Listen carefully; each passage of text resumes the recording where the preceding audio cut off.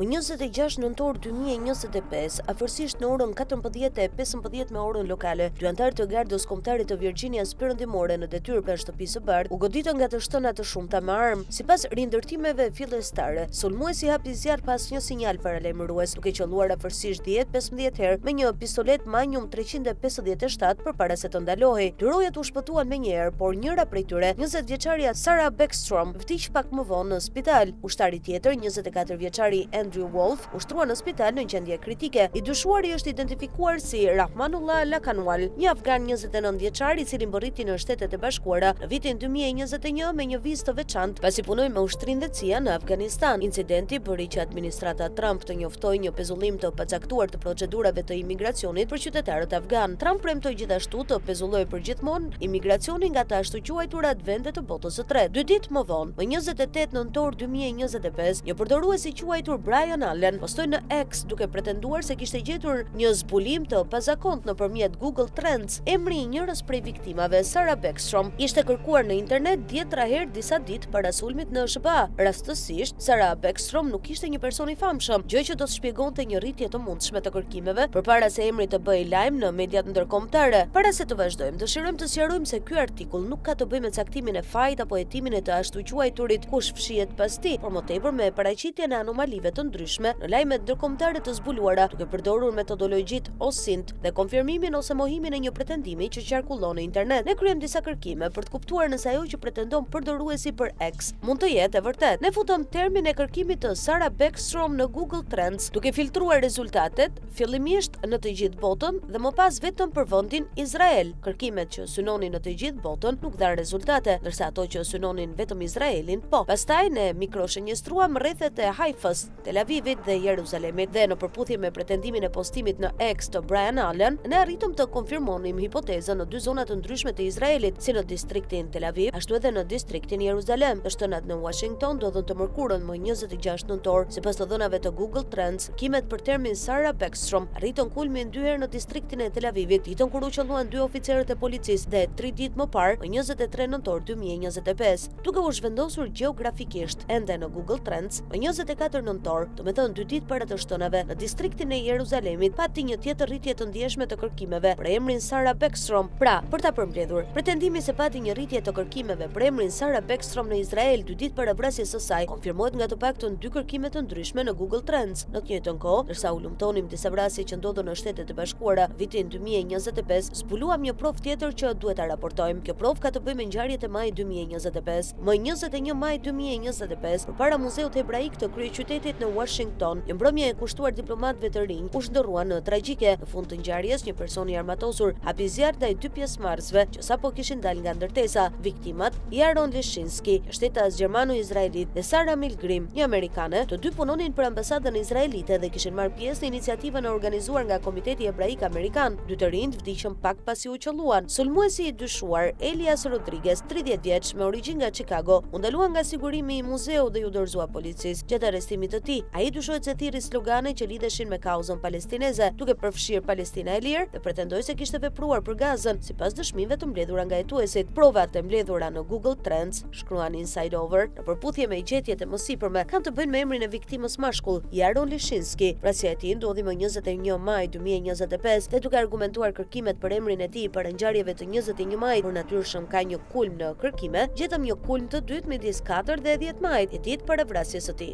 Kërkimet u kryen në distriktin e Izraelit, prova janë relevante, por është e rëndësishme të theksohet se ato nuk atribuojnë përgjegjësi.